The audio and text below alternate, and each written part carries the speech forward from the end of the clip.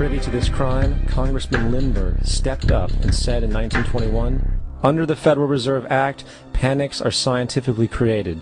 The present panic is the first scientifically created one, worked out as we figure a mathematical equation."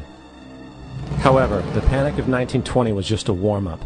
From 1921 to 1929, the Fed again increased the money supply, resulting once again in extensive loans to the public and banks.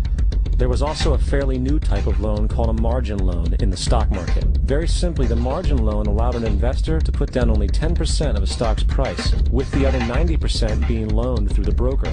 In other words, a person could own $1,000 worth of stock with only $100 down. This method was very popular in the roaring 1920s, as everyone seemed to be making money in the market. However, there was a catch to this loan. It could be called in at any time and had to be paid within 24 hours. This is termed a margin call, and the typical result of a margin call is the selling of the stock purchased with the loan. So, a few months before October in 1929, J.D. Rockefeller, Bernard Baruch, and other insiders quietly exited the market. And on October 24th, 1929, the New York financiers who furnished the margin loans started calling them in masse. This sparked an instantaneous, massive sell-off in the market, for everyone had to cover the margin loans. It then triggered mass bank runs for the same reason, in turn collapsing over 16,000 banks, enabling the conspiring international bankers to not only buy up rival banks at a discount, but to also buy up whole corporations at pennies on the dollar. It was the greatest robbery in American history. But that didn't stop there. Rather than expanding the money supply in order to recover from this economic collapse, the Fed actually contracted it, fueling one of the largest depressions in history. Once again outraged, Congressman Louis McFadden, a longtime opponent of the banking cartels, began bringing impeachment proceedings against the Federal Reserve Board, saying of the crash and depression, "It was a carefully contrived occurrence. International bankers sought to bring about a condition of despair so that they might emerge the rulers of us all." Not surprisingly, and after 2 previous assassination attempts, McFadden was poisoned at a banquet before he could push for the impeachment. Now, having reduced the society to squalor, the Federal Reserve bankers decided that the gold standard should be removed. In order to do this, they needed to acquire the remaining gold in the system. So, under the pretense of helping to end the Depression, came the 1933 gold seizure.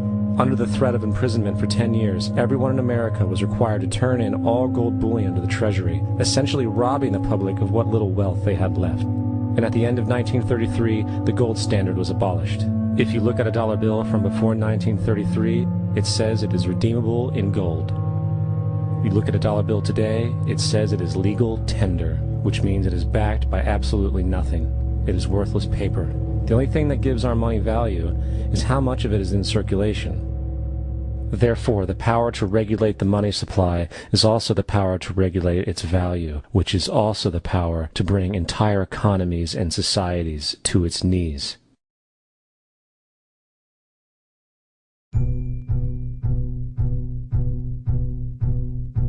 It's important to clearly understand, the Federal Reserve is a private corporation. It is about as Federal Express.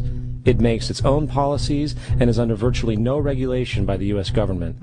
It is a private bank that loans all the currency at interest to the government, completely consistent with the fraudulent central banking model that the country sought to escape from when it declared independence in the American Revolutionary War.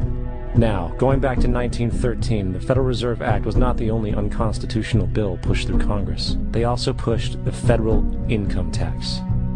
It's worthwhile to point out that the American public's ignorance towards the federal income tax is a testament to how dumbed down and oblivious the American population really is. First of all, the federal income tax is completely unconstitutional, as it is a direct, unapportioned tax. All direct taxes have to be apportioned to be legal based on the Constitution. Secondly, the required number of states in order to ratify the amendment to allow the income tax was never met, and this has even been cited in modern court cases.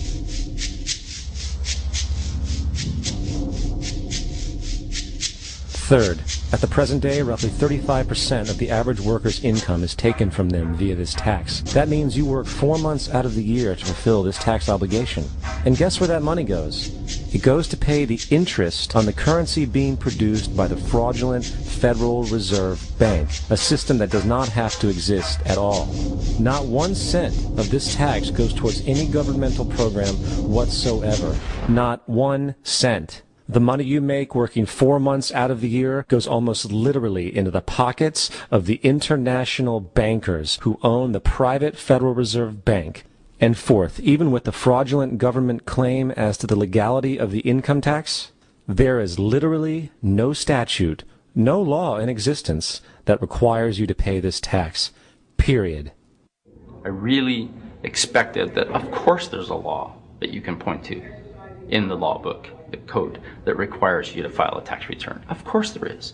I was at that point where I couldn't find the statute that clearly made a person liable, at least not me and most people I know, and I had no choice in my mind except to resign. Based on the research that I did throughout the year 2000 and that I'm still doing, I have not found that law. I've asked Congress, we've asked a lot of people in the IRS commissioners, helpers. They can't answer, because if they answer, the American people are going to know that this whole thing is a fraud. I haven't filed an federal income tax return since I left. I have not filed a tax return since 1999. The income tax is nothing less than the enslavement of the entire country. Now, the control of the economy and the perpetual robbery of wealth is only one side of the Rubik's Cube the bankers hold in their hands. The next tool for profit and control is war. Since the inception of the Federal Reserve in 1913, a number of large and small wars have commenced. The three most pronounced were World War I, World War II, and Vietnam. World War I. In 1914, European wars broke out centered around England and Germany. The American public wanted nothing to do with the war. In turn, President Woodrow Wilson publicly declared neutrality.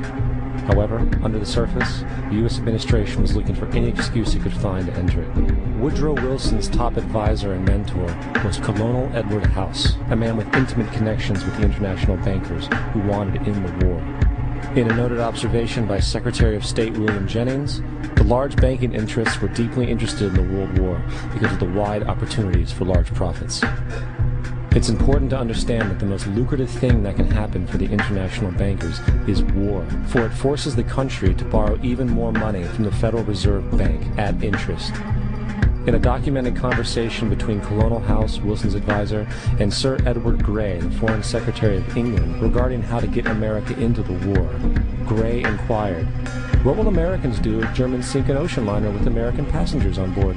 House responded, "I believe that a flame of indignation would sweep the United States, and that by itself would be sufficient to carry us into war." So, on May 7, 1915, on essentially the suggestion of Sir Edward Grey, a ship called the Lusitania was deliberately sent into German-controlled waters, where German military vessels were known to be. And, as expected, German U-boats torpedoed the ship, exploding stored ammunition, sinking it in 18 minutes, killing 1,200 people.